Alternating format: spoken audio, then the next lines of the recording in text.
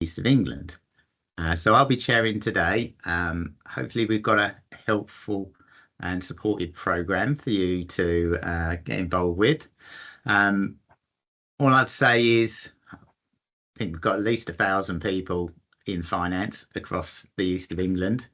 And if you like what you listened to this morning, then please encourage your colleagues to join. We run 3 a year, and we try and make them interesting topics and topical.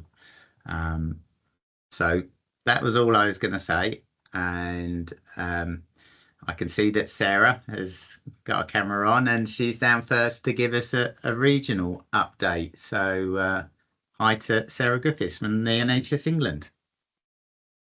Thanks, Daryl. Morning, everyone. Hope everyone's doing well. Good to see you all. So for those that don't know me, I'm Sarah Griffiths. I'm the Deputy Regional Director of Finance for NHS England in the East of England. So hopefully I know that I recognise quite a few faces and names, but there's a lot of people that I probably don't recognise or know very well. So nice to meet you all this morning. Daryl and Jane just asked me to pop along for a few minutes and give a little bit of a regional update around what's going on in the region. So I'll kind of position that in a minute, I guess, just to kind of reiterate a little bit about what sort of Daryl said as well. It's really great to see you all here. We're really committed to sort of bringing you things that you want to hear about. So please let us know your feedback. Please let us know what you want to hear from particularly NHS England in the East as well. And obviously we can make sure that we're supporting these sessions with the content that is of interest to you.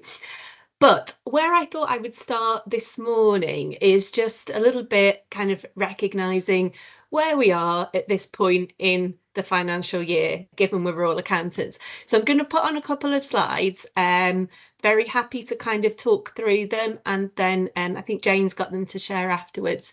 And then we can pick up any questions on the slides or anything in general. So yes, where are we? Well, we're just about coming to the end, aren't we, of the first quarter of the financial year.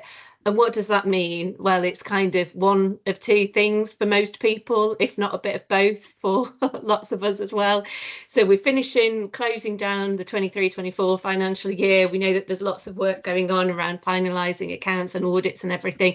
And I think, touch wood, we're just about there with agreeing our operational plans for this financial year for 24-25, which is always far too much of a long and drawn out process than it needs to be. But that's kind of where we are in the NHS finance world that we're all living and breathing and loving at the moment.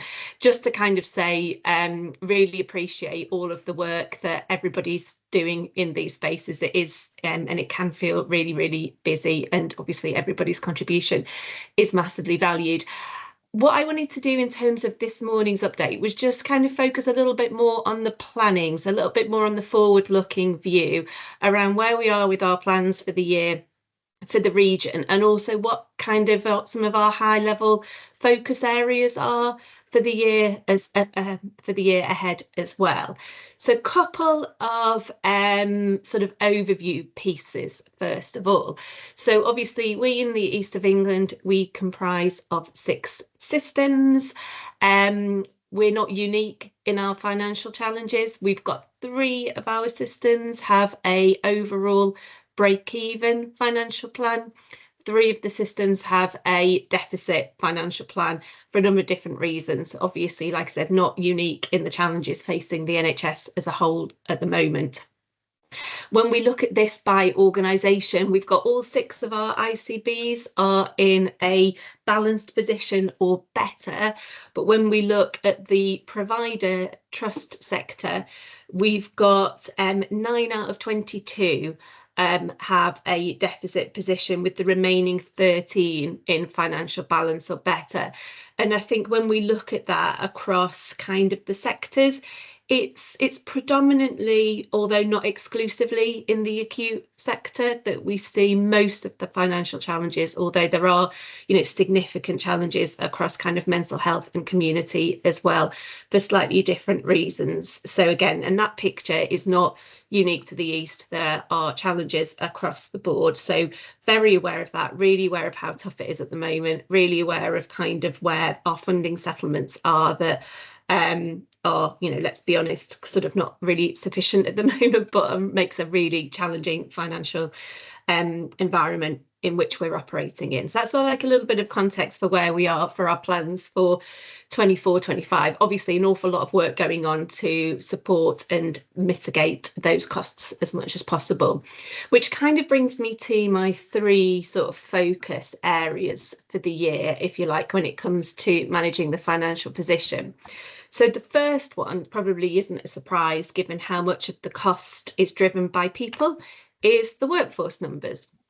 So this is really Julian Kelly, our national CFO. If anybody ever hears him speak, he will always talk about pay and workforce. This is one of the hottest topics across the NHS, and for a number of different reasons.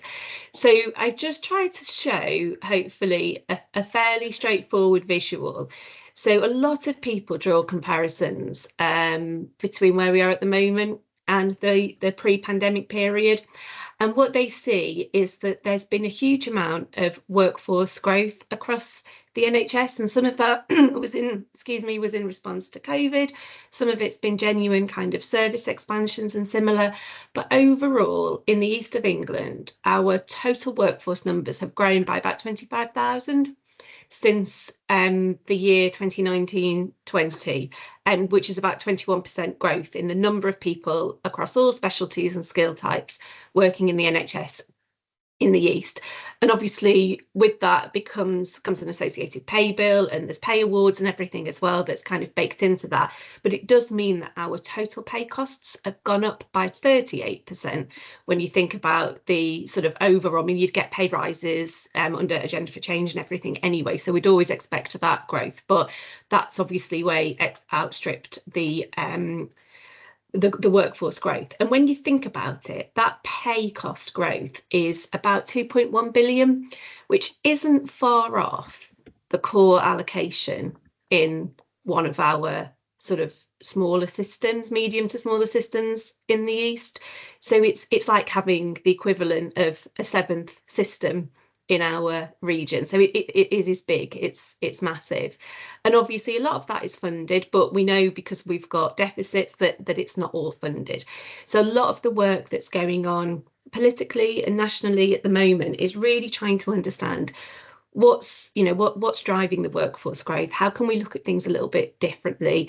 It links into the long-term workforce plan around how do we reform our workforce to react to where the supply of workforce is coming, but also how we can deliver our services using our workforce in the most efficient way. Sometimes that isn't always just pure like-for-like growth. It's doing things a little bit differently.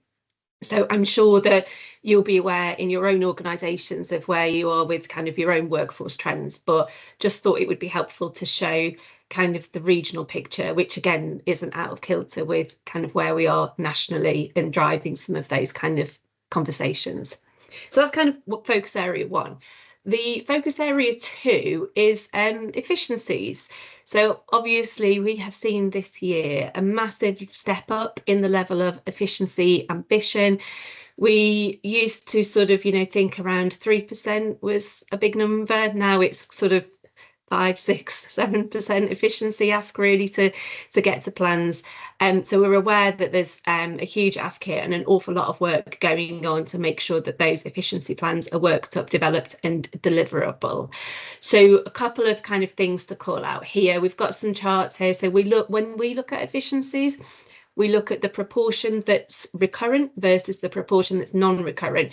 And on the left-hand side of this slide, the bar charts show that split. So the paler blue is the recurrent efficiencies by month, and the sort of reddy pink colour is the non-recurrent. And obviously, the higher the percentage of recurrent efficiencies, the better, because they'll deliver a financial benefit going forwards as well. So very keen to maximise those across the board, and obviously earlier in the year the better. We also look at, when we look at plans at this time of the year, how far progressed and what the risk appetite is of our efficiencies. So clearly those that are least progressed and higher risk are less likely to deliver in year. So obviously across the board, we've got some really good progress made in particularly in provider efficiency. So this sort of chart, I don't know if you can see my cursor here, but this chart at the bottom here is telling us that we've got quite a decent chunk of our efficiencies which are already fully developed, a bit more of a worked up opportunity or already in progress, with relatively small percentages, being the pink again, that's unidentified. So that's good news for this point in the year. We just need to kind of convert those into actual deliverable plans. The risk is slightly more of a concern for us, because obviously the level of risk in the efficiencies, the higher the risk, the less likely they are to be deliverable. So something that we always try and keep on top of and monitor as we go through the year, as that helps us with our obviously longer term financial sustainability. And then the final thing is risk overall, so financial risk. So within the plans, we've talked about break even, we've talked about some deficits, but aside from all of that, across our organisations, we know that organisations and ICBs are managing over £700 million worth of risk that is not in the bottom line position. And obviously that could be a huge swing factor for us. So, and the drivers for that are, you know, inflationary, the efficiencies that we've not delivered potentially, where there's contracting risk, we know where there's costs that we're exposed to outside of the NHS, such as prescribing and CHC. All of those things come together to make a really challenging financial environment for us at the moment, and obviously a lot goes on to manage and mitigate that risk across the financial year. So that's obviously another area of focus for us, to make sure that we keep in our minds and can try and mitigate as far as possible for the year. That was all I was really going to update on in terms of sort of an overall regional update, but I'm really happy to take any questions on that, the content, anything else linked to planning, operational, or anything else that you want to take the opportunity to ask while we're all together. Thank you. Thank you, Sarah. Nothing in the chat at the moment. I was just looking at the staff graph, and it did look like we had made some headway proportionally on reduced agency and bank usage, which I guess is one positive. But you talked about trying to do things differently. Have you come across any examples where we are starting to look at workforce in a different way to get some benefits?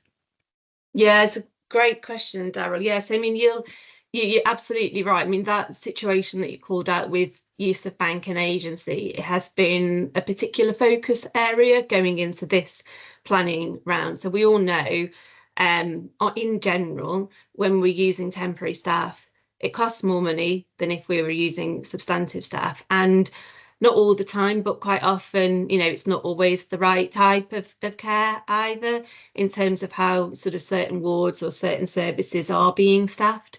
So that's been a particular area of focus for us. So there's absolutely opportunities and instances. So for instance, in ePut, Essex Partnership, as part of the MSE system, they've got a huge programme around their time to care initiative, around how they can look at their workforce in a different way, staff their services in a different way that both delivers better quality care and also financial savings as well, which is a win-win situation for a lot of people. And there's lots of pockets of that kind of thing going on as well. Thanks. Jane. Thanks ever so much, Sarah. That was really, really helpful. Are you able to tell us how East of England compares to the national position?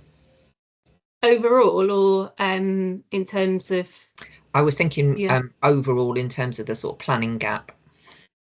Yeah, so well, we've still got a planning gap. We are sort of proportionate share of that, if you like. I'm not, to be honest, I don't think the final number has absolutely landed yet for the national position. So even if I did have it to hand, it may well change anyway. So, but what I would say is that the position that we see in the East is not out of kilter across the country. So we know that there's massive sort of financial challenges in some areas more than others, and obviously there's a huge effort going on to try and address that to get longer term financial sustainability. So there's pockets that are particularly challenged in our across all of England. So northwest, parts of the Midlands are as well. We know some of our systems are, so it is representative.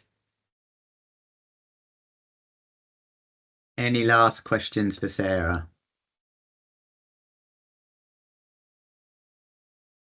Excellent. Well, I found that really interesting, and hopefully Sarah or another member of the team can come next time.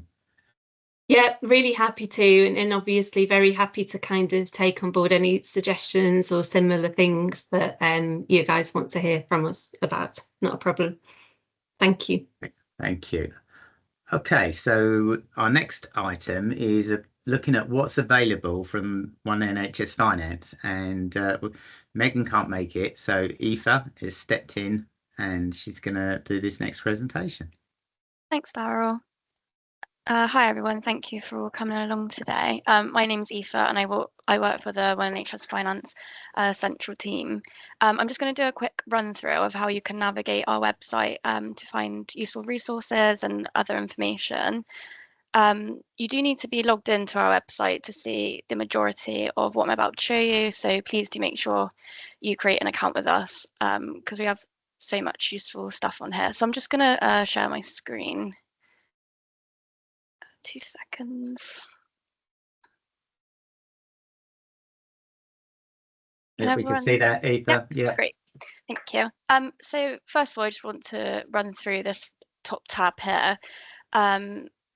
So if you click on the resources section here, this will take you to our main resources page, and this has all of our resources on it.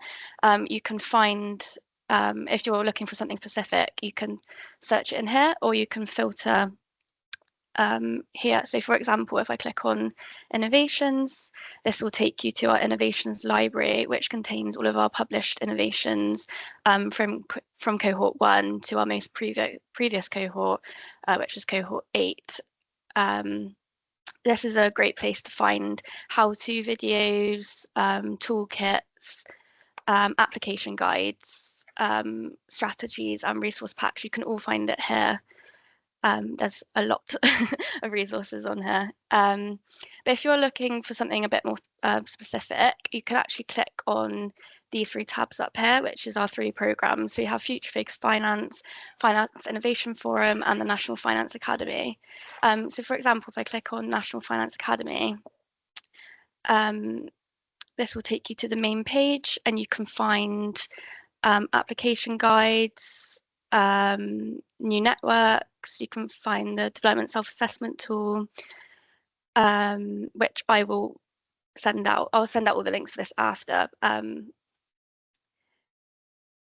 And you can also find all of our development programs, which I'll go back to a bit later. Our website is really easy to navigate, and you can always find what you're looking for by using the search bar, the drop-down options, where you can find, as I previously mentioned, our resources. You can also see our map. So you can type in your organisation here, or just go down below us in alphabetical order. So for example, if I clicked on this one, you can see how many people from that organisation are value makers, and many other networks that we have. So the FACE, Health and Wellbeing. It's just a really quick way that you can see what networks people are part of in your organisation. I'd also just like to quickly focus on our development programs. So you can find that up here. We have so many development programs, and we have many different ones targeted at all band levels. So there will be one that you can attend. They are face-to-face, most of them, but you can see which one would be best for you by clicking on this table here, and you can see what band it's for, how long it is. So it says here if it's face-to-face or online, what's included, and this will just really help to improve your knowledge and skills, and hopefully develop your career progression. I would just finally like to mention as well, this isn't a resource as such, but if you go into our networks and click on Value Makers, you can actually find, if it will load, your regional network here.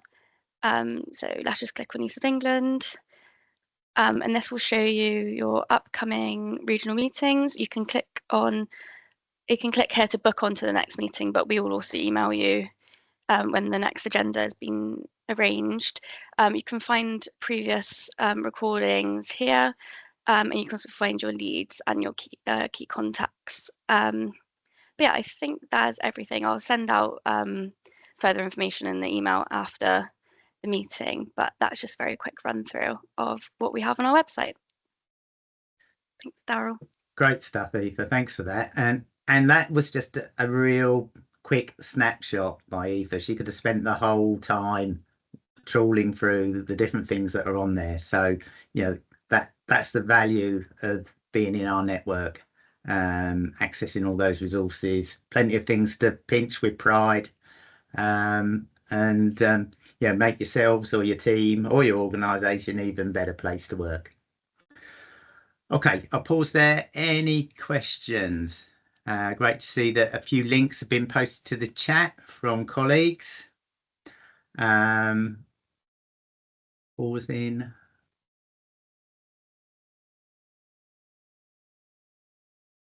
I think you let off, Aoife. Okay. And we're slightly ahead of time now, so brilliant. So Emma, I can see you on the chat. So Emma, do you want to make yourself available? So Emma is going to talk about an innovation using Teams Planner Board as a tool for audit evidence. So I'm really interested in this one. Goodness me, that didn't sound too much of a dry introduction, did it? But I will make it as fun as I can. So good morning all. Thank you to Daryl and Jane for inviting me to the group today. Really, really appreciated. So for those of you who don't know me, my name is Emma Coe-Morris. I'm the Director of Commissioning Finance at the Norfolk and Waveney ICB. So hopefully you'll have all seen, just going through some of the innovations that have now been loaded to the website, you'll have seen the innovation that the ICB has been put through in terms of how we use a planner board. Now, I'm going to share a couple of slides because I'm conscious sometimes when you present things around digital solutions, they can be a little bit difficult to actually interpret. So hopefully by sharing some images, it might be helpful to actually see what we've got. So I'll have a go at sharing now. If somebody could just be so kind to confirm, just before I lose you all. Yeah, there we go. Can see that. Thank you. Lovely. Thank you very much. Okay, so let's move on. Okay, so if we cast our minds back, and I think most of us will have been involved in this right back in around about May 2022, we all had the HFMA Financial Sustainability Programme, and all of us had to do a number of kind of checks and considerations to make sure that we had got really strong embedded financial governance. And we all, of course, know strong embedded financial governance sets us up really well for good reporting, good place in terms of understanding our financial performances, metrics, etc. And obviously just making sure we can support all of our financial sustainability in terms of our position and our efficiencies. So the project we faced, obviously at that time, it feels a little while ago now, but at that time, of course, we'd been in lockdown for a period of time. We'd moved from an organisation that was wholly office-based to remote working. So we've got a very clear defined scope from the HFMA in terms of what the programme was. And the ICB certainly wanted to leverage that programme scope to actually go a little bit further. So we recognised huge amounts of stakeholders, as we all do in our various roles as business partners, for example, and we identified those stakeholders.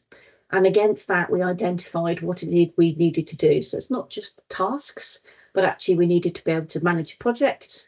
Through managing the project, I wanted to make sure that everybody was given an opportunity to involve, and therefore thought about the training and development, thought about the collaboration, making sure that we got the team working really quite differently rather than in kind of unique silos, which we've all become a little bit used to, and ultimately thought about what we had to deliver in terms of the space of assurance, which was that final product for those of us that were involved with them.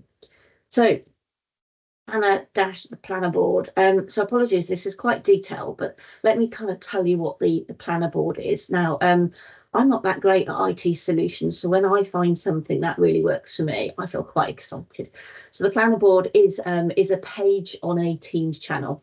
I love Excel. I'm a bit of a hardcore Excel user, so dragging me into the space of could we look at a digital solution and some kind of automation, I was a little bit reticent, but it was absolutely the right thing to do. So the planner board sits on your Teams channel. What's great about it is a live interactive dashboard. You're not waiting for data to update. Nobody is holding it centrally or it's having to be run per se. It's visible to everybody who has access to that Teams channel, and everybody can see everything. So you have to be really, really careful when you set it up. You have to think about who your projects are, who your stakeholders are, and how they're going to engage in ownership and use it. So what you're looking at now is an extract of the dashboard, not the whole thing, because it's quite large. And obviously, this is a couple of years ago, so you'll see there are things for those of you who've used it before that aren't ticked off. But essentially, when you look at vertically, so if we look to where it says bucket, it basically aligns up with a work stream. And then within a work stream, you have cards, if you kind of visualize those as being a bit like a post-it note. So it's a really visual tool, very kind of easy to interpret, certainly for something that is quite complicated and multifaceted, and certainly something that links into one another. So if we have a look at a card, hopefully it will start to feel a little bit more real in this sense. So what we did in our ICB, we set up our buckets. So we had 7 HFMA standards. And then across those 7 standards, there were 144 things we needed to provide assurance on, as of course everybody did who went through this process. And each card is essentially that task. Now, what's great about the card is you can start to bring in certain different conditions from the automation. So you can bring in what's called a label. So at the moment on ours, we can see up here, I'd labelled this particular task as being something that helped support us around our financial systems and governance, something around implementation, something around management accounts. We set the card up specifically around each of those 144 conditions, and we articulated it here in terms of those assurances we needed to provide. And obviously we then articulated those stretch things that we wanted to do in the ITB. So this, if you like, was our exam question. And here were some of the things we needed to do. And we, within each group, identified those individual tasks to be able to deliver that overall task. The really lovely thing about this, so if you're responsible for this particular task, you can go in, and everybody who's on that Teams channel, you can go and pick them. So, for example, this particular task, I've got all these people up here who'd been nominated in. It's quite a great function. So if you're somebody who's been nominated to go and do this task, they get a little email notification, and then they get a regular update in terms of how it's progressing. So you've got real clarity over who's responsible for which element of the project, and you get a nice visual kind of progression update. So this is, say, going back a few years now, but you can see at this time when the screen grabs were taken, it's about 50% produced. But it's really, really clear, and this is not Emma's list in my notepad or in an Excel document somewhere. Everybody can engage in that and see, and just to make sure, of course, we're not duplicating effort. So across those 7 HFMA standards, it could have been really easy that we could have had people effectively trying to do the same task. So the benefit in the space of the audit assurance, which is how the innovation was put forward, was around our engagement. So the internal audit was the kind of the ultimate product of the HFMA financial sustainability space. and they gave an assessment on whether they thought we had self-assessed our scores correctly, and they looked to a number of evidence.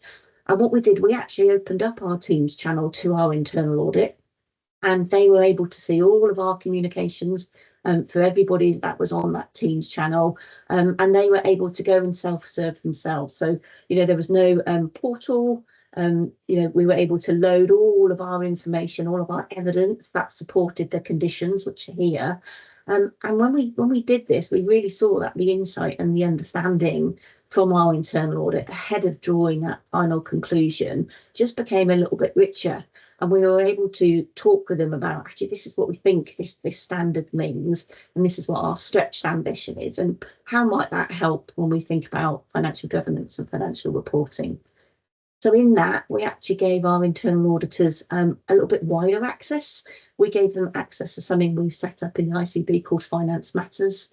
And it's a Teams channel that everyone in the ICB can have access to. And we've loaded on there things like our detailed delegated financial limits, our training, our portfolio. We've got a great little, I say great, the team maybe not always love me for this, but we've got our structure in there. We've kind of, with all our photographs, etc., make sure that we're really trying to be quite inclusive and approachable. And all of these things added assurance in the space of our internal audit results. So they were really, really impressed to the state that actually when they reported to our audit committee in terms of their overall conclusion on the development, they really emphasised the way that we'd used this planner board solution and how they'd really valued that inclusive approach. So I think it's a great little tool. Super. So I'll stop sharing now. Just want to turn around and say that actually we've used it since on other projects as well. So we've used it and we've got it half cooked at the moment with ISFE2. For those of you who know, obviously we've got changes in ICB. So we've approached it in exactly the same way. We've thought about the scope of the project and the things we need to consider. And then actually we start thinking, actually, what is it we need to do to deliver those objectives? So it's a lovely little tool. Once it's set up on your Teams channel, it is incredibly easy to use. It's very just very logical. And I think if you spend the time and use it and set it up around the project that you're going to do, so we made sure all of ours was wholly cross-referenced to the HFMA programme. It was just really intuitive, and say it really gave our internal auditors a lot of greater insight, not just earlier, but in terms of delivering that conclusion. And they're also able to navigate it with a lot more clarity. So a lot less consequential requests, I guess, on the finance team. So yeah, a really neat little tool, and hopefully something that colleagues in the room here today might consider. And of course, we would obviously reach out and offer any help if you would like that. So hopefully that's sufficient for yourselves, Daryl and Jane, but more than happy to take any questions if helpful. Brilliant. Yeah, no, that was really helpful. So we've got a question in the chat from George, and he was saying, can you confirm what the app is actually called in Teams? Yeah, it's actually called the Planner Board. So yeah, it probably looks quite complicated in sharing my version of it, but it's really lovely. It's so I'm of a certain vintage where I can remember having really big sheets of paper and post-it notes on the wall when we start planning complicated projects, and it just feels like a digital version of that. So each bucket is a big piece of paper for one area, and each card is my post-it note. So it's, as I said, obviously a lot younger and a little bit more digitally acute colleagues on the room today, but it's such a lovely tool, and it's the value of it is genuinely being far greater than just the audit assurance, which has been put forward as part of this innovation. Thank you, Emma. And Jane has posted the link to the innovation in the chat. Sonia. Yeah, I'm just curious how you marketed it to all of your staff, because I know, having a big group of staff, there'll be some that will be really interested and others that will sit on the sideline. How did you bring everybody in? Really good question, Sonia. So actually, I think the innovation said we had around 30 staff. I think when I looked back, there was just shy of 50 that I brought onto this project. So I made a really conscious decision to make sure that everybody was involved. So when we started thinking about all of those work streams and then those cards, I got myself, I provided a whole list of the team, and I really wanted to get that collaboration. So first of all, I started to think about how I would bring people from different teams together. And then what we did, we launched a training session to start with. So we put in a couple of drop-in sessions for the entire finance team, and we just did a show and tell in the first instance about what Planner Board does and how you use it. And then we did a more detailed talk through about what the actual project ambition was and how we was going to use it. We structured the projects in terms of a hierarchy. So we had people that were responsible for buckets and then people that were responsible for cards within each bucket. And we made sure that we had operational meetings weekly, people that were responsible for the cards, and then a more kind of a sort of tactical meetings sort of monthly in terms of the progress, or bi-weekly if memory serves me right.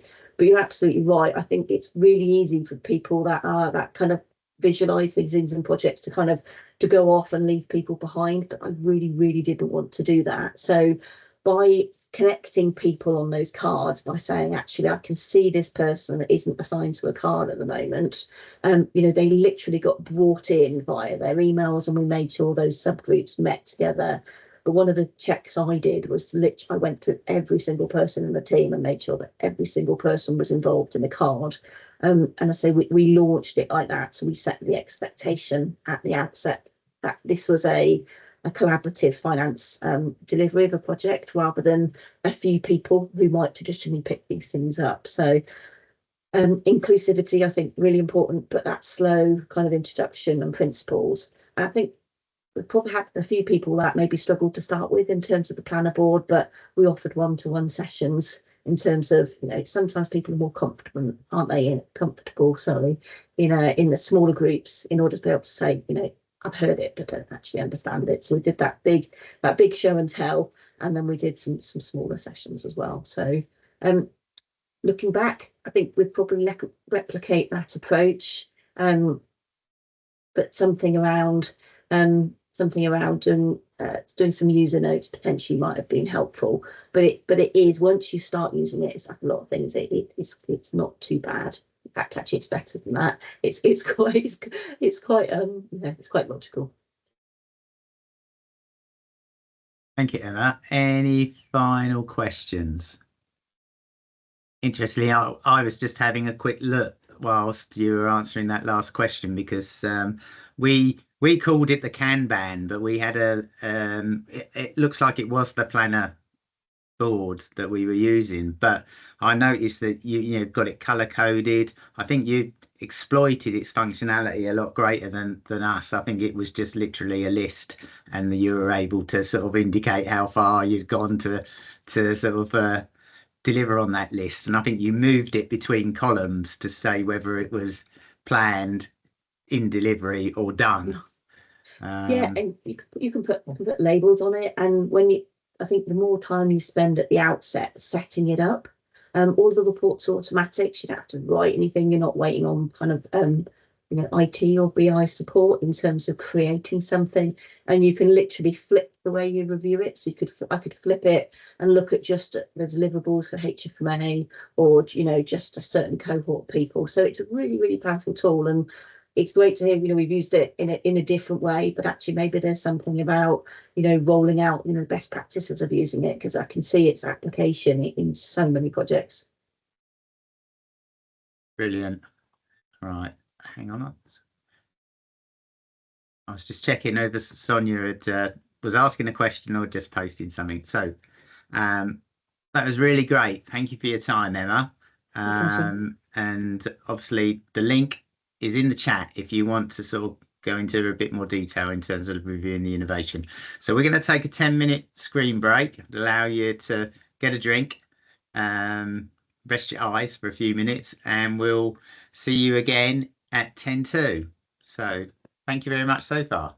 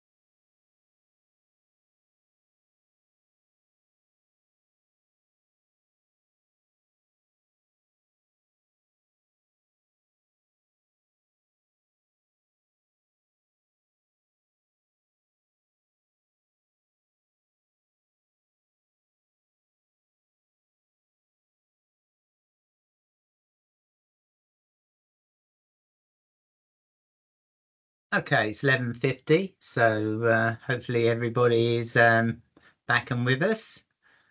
So our next presentation is by Jane, and it is a Talent Management East of England Progress Update. So over to you, Jane. Brilliant. Thanks very much, Daryl. So I've got quarter of an hour. So I just thought, how on earth do I get through such a big topic in quarter of an hour? So I'm going to do my best to give you some highlights of what's going on in terms of talent management in the East of England for now. Oh, Sonia's got a hand up. Is that, no?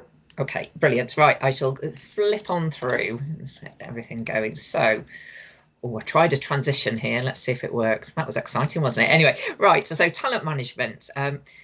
If you don't know a lot about talent management, there are lots and lots of resources which I'll point you to later in the presentation. But just to give you a couple of bits of introduction, talent management is about developing our staff. Now, that's the top and bottom of it.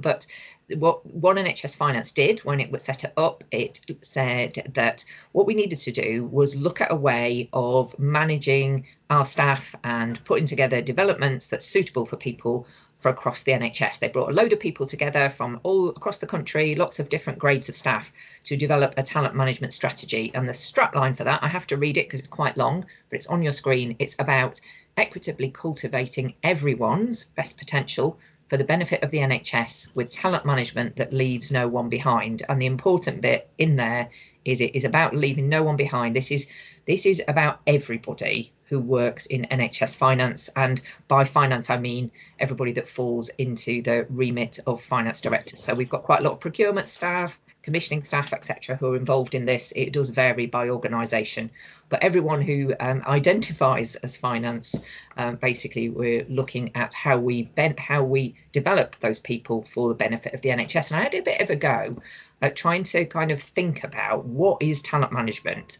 And I think it's about, and this is Jane's, this is not any official kind of definition of it, but I think it's about switching the focus from short term, looking at people's objectives now, looking at current vacancies, to that more medium, longer term. So for finance staff, I think talent management is about understanding the next steps that someone takes in your career and assessing what sort of development you might need to support that. And when I mean next steps, the next step might well be stay exactly where you are and develop in that role, or it may be about moving on to a different role.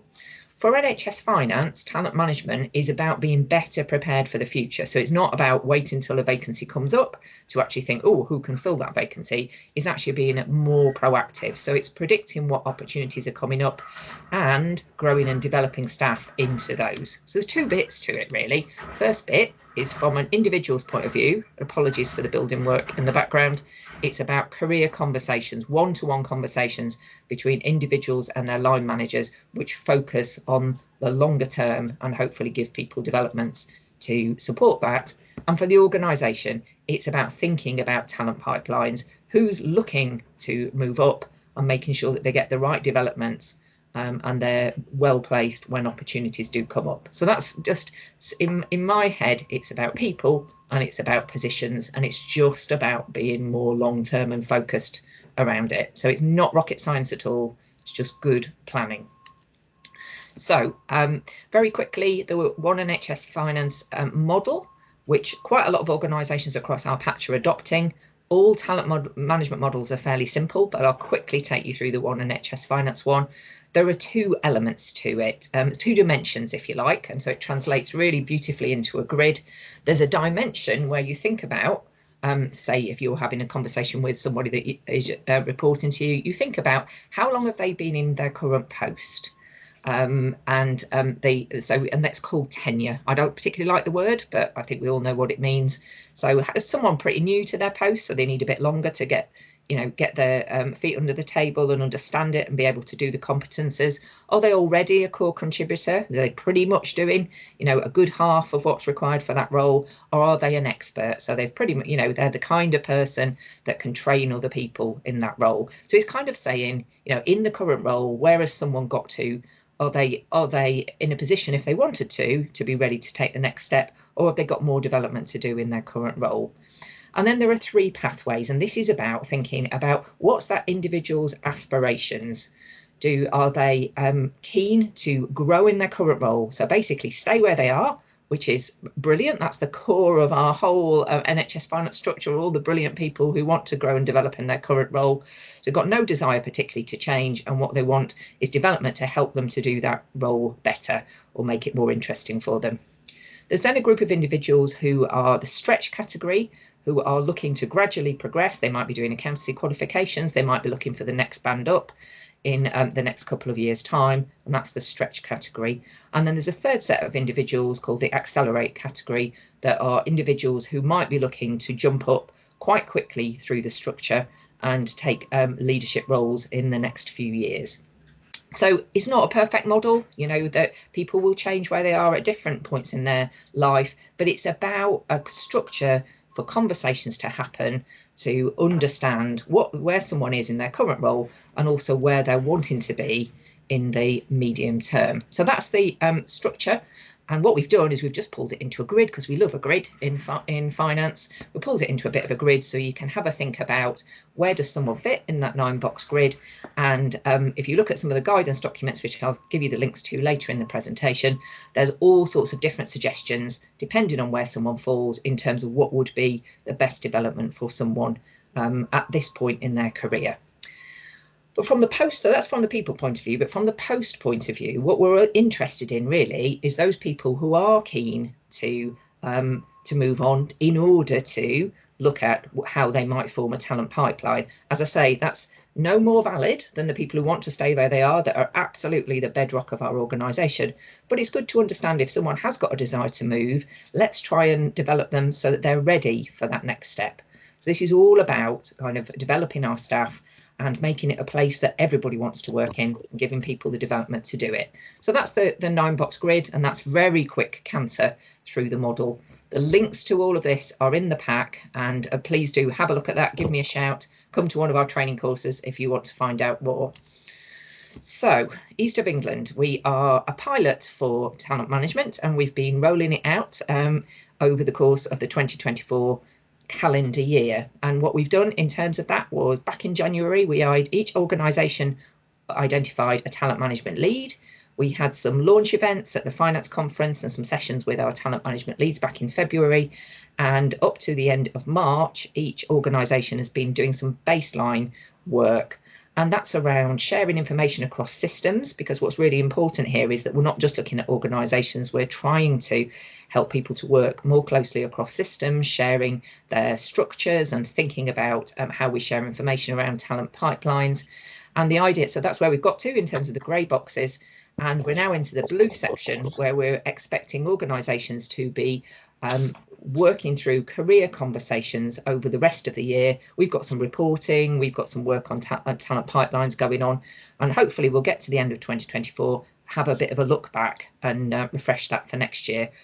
Now, just to say, we are not expecting this to be perfect. What we want to do is get a start on this. Anything that helps people with their development and starts to get this going is brilliant. So we know that some organisations are building in as part of appraisals. Some organisations are having a kind of push on talent management conversations during a particular point of the year. It's completely up to your organisation how to do this. All we want to make sure is that you're all getting the opportunity to have those good conversations and access the development that you need. So, as you can see on the grey thing, we had a baseline information that we were collecting at the end of last financial year. So I'm just going to show you a few bits of the results of that, because my lovely talent management leads did a survey, and we had a look at what was going on across our patch as an early implementer region. So we've got 29 organisations in the East of England. That includes our regional team at NHS England. And of our 29 organisations, they all finally filled the form in, yes, after much chasing, but it was brilliant. And we've got, I asked the organisations which model were they going to use. Were they going to use the One NHS Finance one, which I took you through? There's also a model that the Leadership Academy is using called Scope for Growth, and some of our areas as organisations are pilots as part of that. And some have got their own model, which is great. It really doesn't matter what model you're using. The main thing is that individuals are given this opportunity to talk about their longer term aspirations. But in our patch, we've got just round about half of organisations are using one NHS finance model. It's the blue sector. Some have put other information in there, so the numbers don't quite add up to 29 in the pie chart. Don't panic. We've got a little chunk using Scope for Growth and some using organisational models. And most of our organisations, 15 of our 29, are building it into their appraisals. So the talent management conversation will come as part of their appraisals, where we have got some that are having talent management seasons, and sort of setting a deadline to do those as a block in the organisation, and others are still to decide, but we're making progress on that. And there's also some great work across systems. So system working has started in all of our 6 systems, where most systems have shared their structures across finance. Because actually, I mean, I must admit, when I worked in Suffolk and North East Essex, I didn't know what the structure of the other organisations looked like. I didn't know exactly what services were outsourced, what they were doing in-house, what they called their management accounts department, for example. And so hopefully starting that information, getting some sharing out there of the kind of structures, allows systems to understand a little bit more where there are long-term vacancies, where there might be scope for collaboration. So it's great to see that sort of thing has started, and there's some absolutely brilliant work in some systems. I always have to name check Norfolk and Waveney because I can see Emma on my screen, but there's some really great work in lots of systems and lots that we can learn as we're going through this pilot. Nearly finished, Daryl. So in terms of learning so far, so this is Mike Keach, who is our lead on the National Finance Academy. I had to feed back to the National Finance Academy board last week, and I gave him some learning so far. For me, having talent management leads in each organisation has been really key. I mean, partly just because I have someone to chase and someone to ask, but they've been an absolutely brilliant conduit in terms of getting this to happen. And hopefully, as this kind of progresses through the year, they'll be key in terms of making sure it happens. We've got lots of resource needs that have been identified through the talent management leads. We've put on some training courses through the Skills Development Network. We've done some intro sessions, and yesterday was the second of our Holding Positive Career Conversation sessions that we half-day sessions. They've been oversubscribed, our sessions so far, so we will look to do more of that as the year comes along. But we know there are other resources that would help people, and something that you'll see in the slide pack is a kind of quick guide, links to training developments, so that line managers have got things at their fingertips that will hopefully help them with that. We did want to give some feedback, though, to the National Finance Academy that actually it's been a really tricky time of year for finance. I don't need to tell you that. I do feel everyone's pain in terms of protracted planning rounds, year end, etc. And it's really important that as we get into this slightly less, I realise there's no time that's ever quiet, but slightly less busy period over the summer, we do keep the momentum going with that. And just to point out, this is a key focus for our Finance Academy board, and we've got some more work to do at our next meeting, which will be in July, about trying to make sure that we support organisations as we go through this. So what can you do? Always the most important thing. So this is my final slide, Daryl, but there are lots of other slides in the pack that I'll send round that have got links to resources in there, lists of all your talent management leads. It's got info. It's got the draft of these pages for line managers in terms of the links to all the development organisations. So when you get the slides, do have a little look.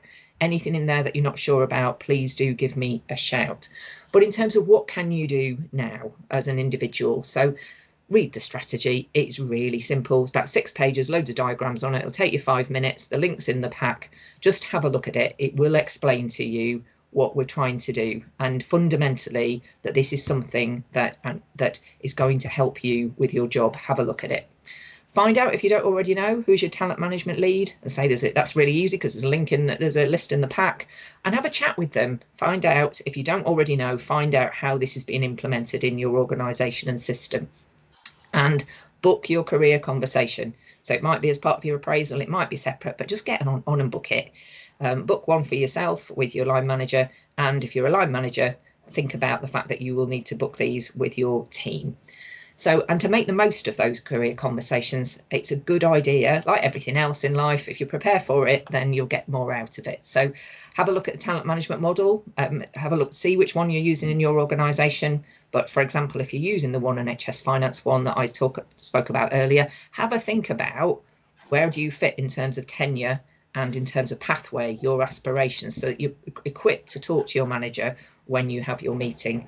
Use tools. There are lots of things available. The one in particular I'd point you to is something called the self-assessment model, which I can maybe spend more time on at a future meeting, but it basically is a way of going in, having a look at, for a particular grade and a particular area of work, say financial accounts, what are the competences needed for the grade? And if you're thinking, oh, I'd love to know what I need to do extra to do to jump up a band, you can do it for the next band up and have a look at what the extra skills are.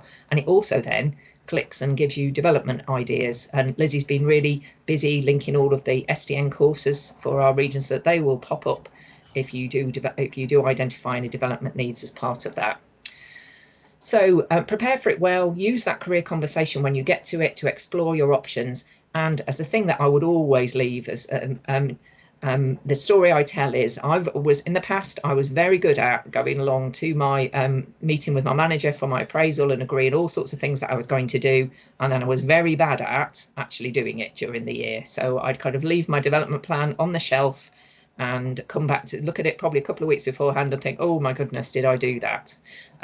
So don't be a Jane. You be more, this is your development. Stick some time in your diary, stick a little half an hour in every month just to dig it out, have a little look at it, make sure that you do the things that you've committed to. And if you're a line manager, help your line reports to do that. So when you have a one-to-one with them, say, oh, we said you were going to do this course, or you were going to go and shadow someone. Have you done it yet? See whether or not you can open doors for them. So I'll stop there, Daryl, because I think that's my time up.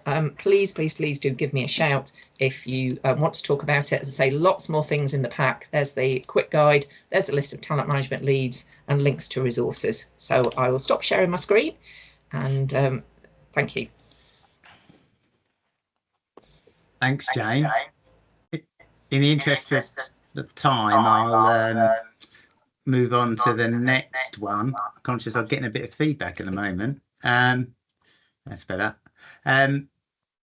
So our final session is on the accreditation process. And we've got Sonia from Bedford Hospitals to come and open the discussion, and then I'll follow up with a bit of information at the end. So over to you, Sonia. I'm hoping that you can see the slide. Yeah, we can. Yeah, perfect. So thank you for asking me to speak, and lovely to see so many people on the call. Just picking up on Jane's presentation quickly before I start, I am a talent management lead, and what I would say is it's not rocket science at all, but it is about raising awareness, and you use the word momentum, Jane, and it's absolutely that. It's communicating and raising that awareness through everything that we do. So anyway, my presentation. I'm going to be talking to you about how we achieve level 2 accreditation and our journey towards that. So a little bit of background for us. We merged in April 2021, Bedford and Luton together. I'd already worked on our level 1 submission for Bedford prior to the merger, so I was familiar with the framework. I hadn't got it over the line, but I knew what was expected of us. I've got involvement in One NHS Finance locally, regionally and nationally, so knew and had listened to many organisations about all of the benefits of achieving the accreditation. So I was really, really keen for me to pull and push our organisation through it. The decision was taken to proceed round about summer 2021, and we were awarded our level 1 in January 2022. I then decided that maybe we should aim for level 2. So round about Christmas, well, it was round about July time, I said that it would be a good idea, but I needed other people to come on that journey with me. I knew I couldn't do it myself. So we were going to aim for Christmas 2023. So what was important and what did we learn? Ensure within your organisation for level 1, level 2 or level 3 that there is senior support. It makes it much easier for staff to get involved and for accessing organisational information. And I've got a list there, ED&I, culture and OD strategy. If you've got your director of finance or your deputy or somebody else involved, they can access a lot more information than generally I can, and there's a little bit more of an emphasis if somebody else asks rather than just me.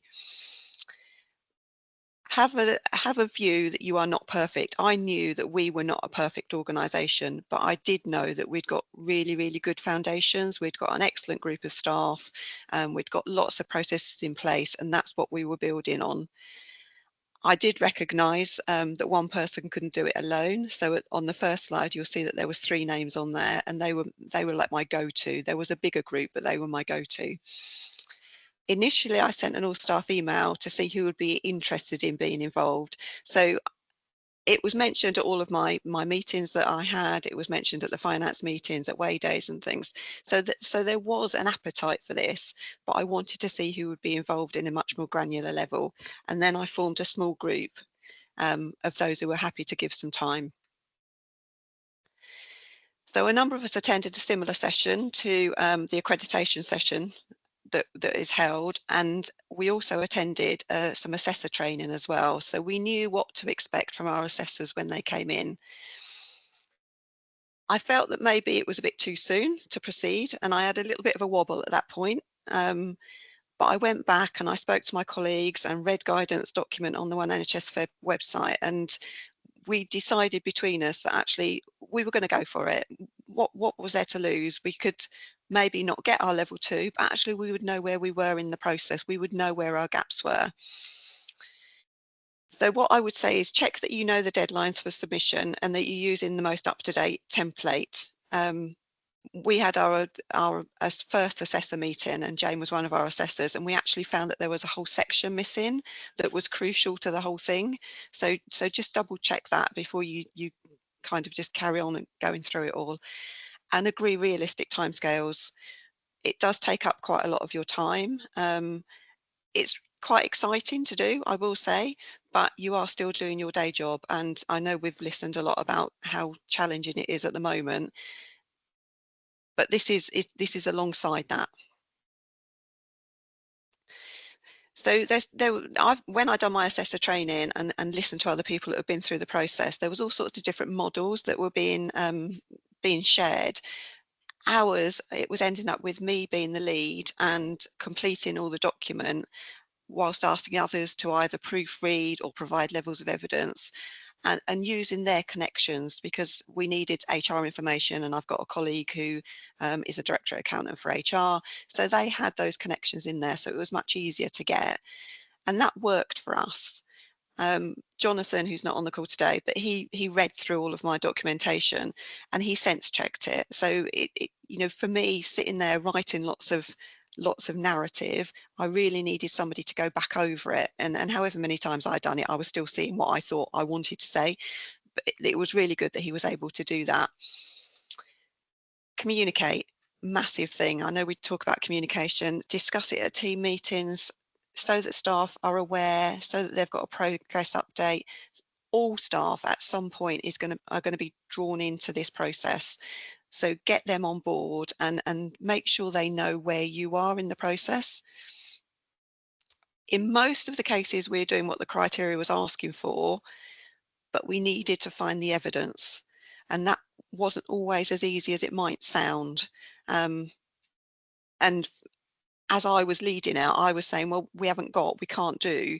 But others were thinking slightly outside the box and coming up with a different idea, in which case we could then find some evidence around that.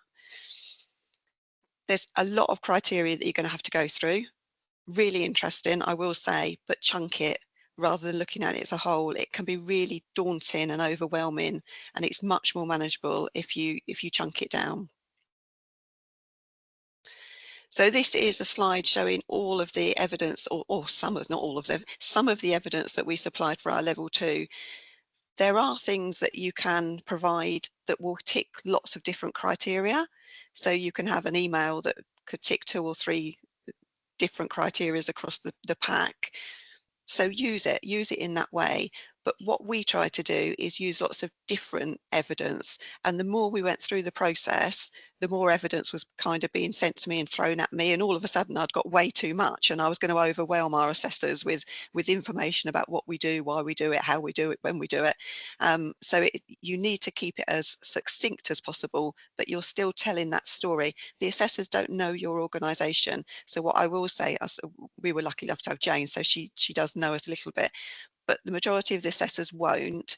So what are you're selling yourself as well. You're highlighting all the good things that you do, and in some cases pointing out the things that there are the gaps. And don't feel bad about that. Again, these are some more initiatives that we'd started. Chat with Matt, you said we did. We looked at our flexible working, and it was an opportunity to look at our organisational policies as well as our finance policies. Were they still in sync following the merger, and were they what the staff needed, or is it something that we should have been looking at to review and we hadn't done? So we used it for that as well. So more work kind of come out of this process, but it was good. It was good. So what did we learn? Similarly to Emma with her dashboard, we needed a champion. We needed somebody who was going to really drive this forward, and I say that was me. I've put in here, it's good to have a bit of competition within your system or your region. If there are others that are going through something, whether it be level 1, level 2, level 3, use that as a bit of competition. We're going to get there before them. We're going to submit before them. Have we captured everything? And that we found was a really good incentive to move us on. It's always good to have competition in the finance world, I think. We did use the Teams channel to share information, and that's where we uploaded our information for the assessors. I've touched upon that some areas weren't as easy, and one of our first meetings with the assessors, we were able to discuss that and say we can't really find anything for this, and they were suggesting other organisations have put forward X, Y and Z, so we could look at different angles. It's really important that all staff understand, because at some point 25% of your staff are going to be asked to meet with the assessors, and as much as we can choose who they are, I can't tell them what to say. Nobody can tell them what to say. It's their own personal opinion as to how they feel we are as a team, as an organisation, and what it means to be accredited. So there will be staff who don't generally speak up.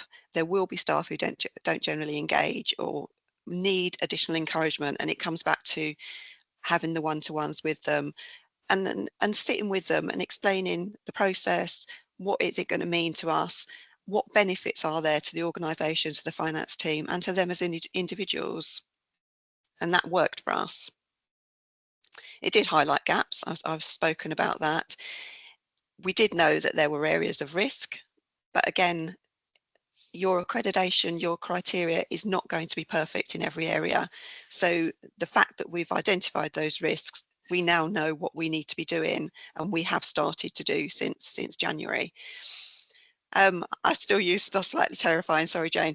That really was my perception. I really wanted to succeed as a team, as a department, as an organisation. But to put yourself out there with a whole list of criteria when you know that you haven't hit everything, it does expose you. And I did like, oh my gosh, okay, what are we going to do here? But actually it was fine. It was fine. We spoke and we talked around what we were doing. Some of your budget managers will be asked to attend the meetings, and your director of finance also, and they do need to be briefed.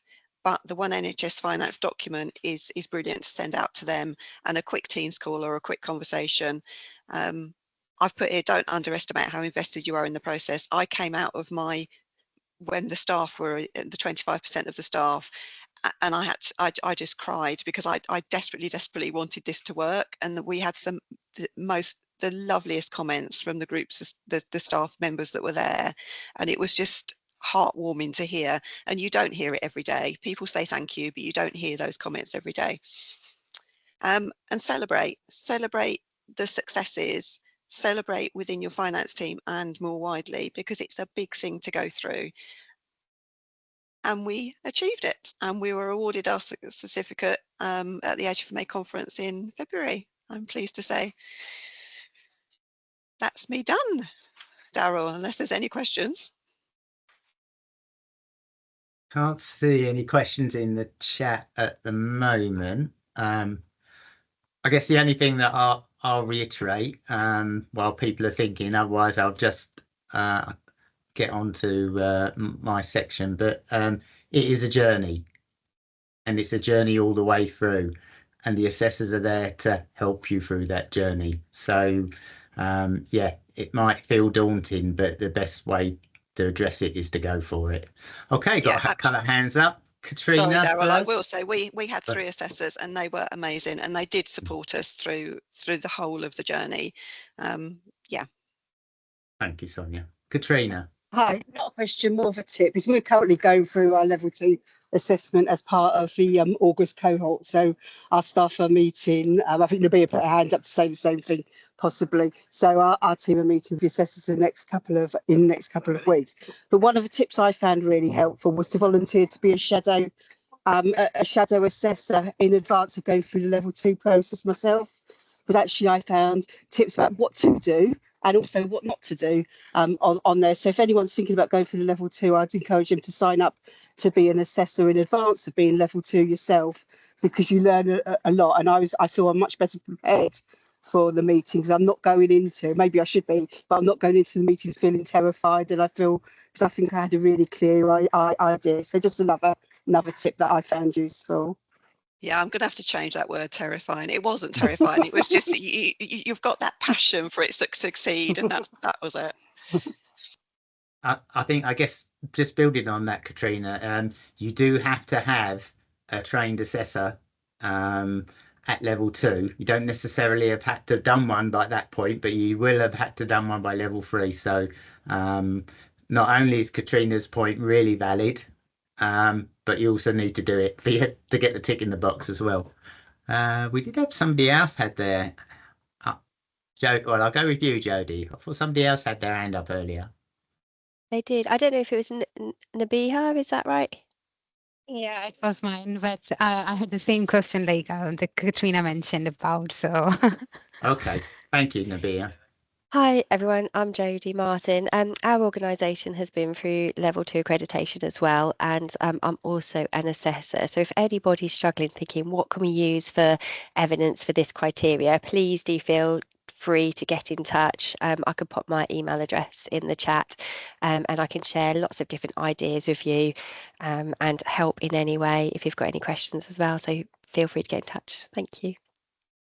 Thanks, Jodie. And I think the other thing to say is we do have a dedicated Teams channel, which has an abundance of information there, examples of best practice around policies. So that there is, if you find yourself a gap, have a look and see what's there. I'm sure you'll find something that you can pinch and adapt for your own organisation.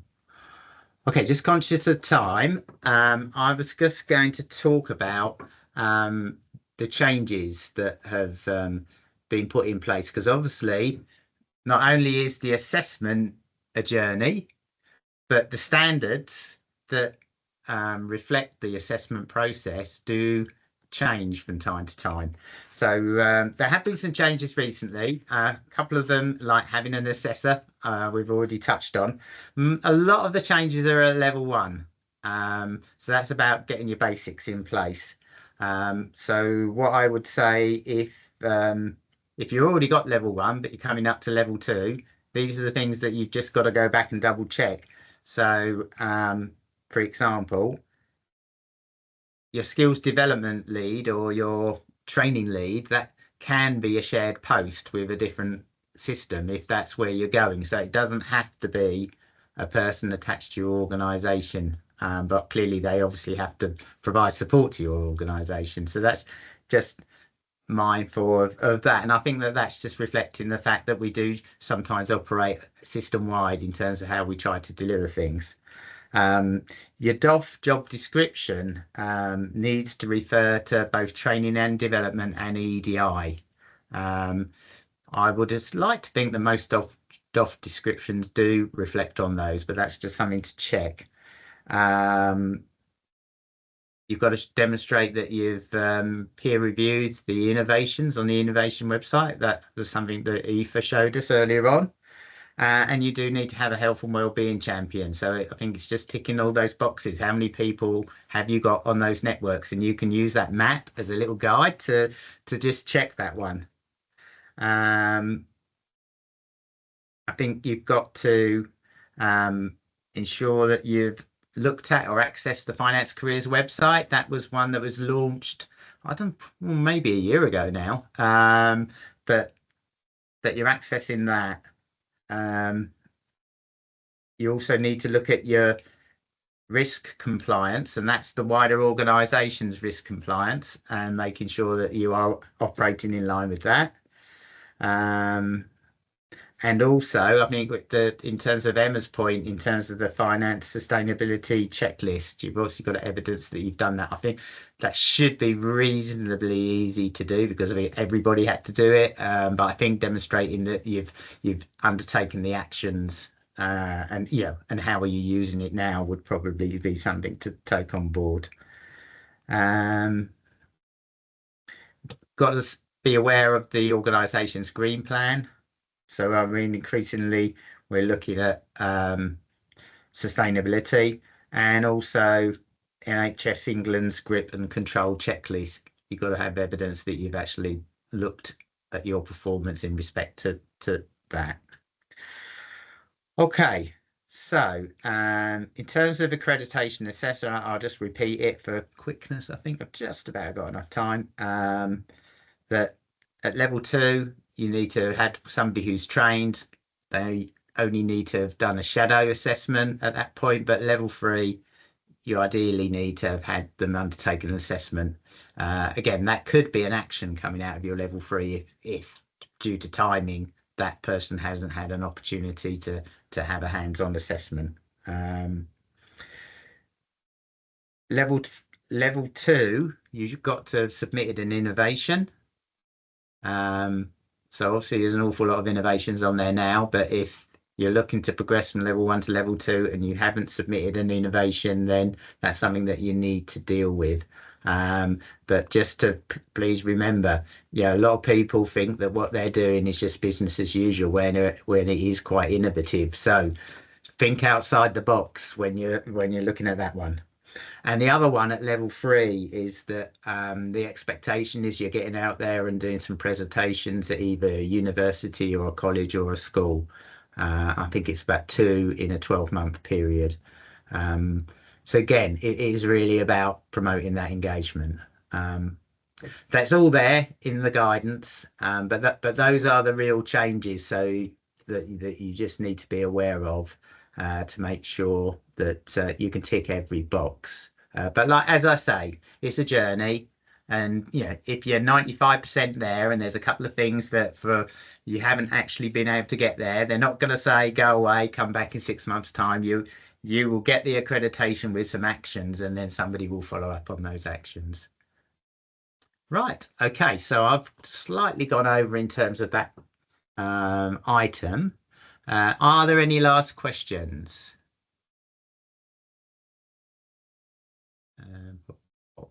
Just a nice little comment from Emma. Okay, so I don't want to take up anybody else's time. I'd just like to say thank you all for making the effort to come and join us. I hope that has been interesting and informative. If you've felt this time has been good for you, please tell your colleagues. As I say, we'll be running these 3 times a year. We'll be looking for items, so please message myself or Jane or Jodie with any ideas for presentations. Obviously, if you put an idea forward, we might come asking you to make that presentation, but if that's something that you lead on, for example. We want to make this helpful and rewarding for you guys, so please help us to do that by giving us some ideas. Thanks again for your time, and we'll see you in a few months' time, and have a great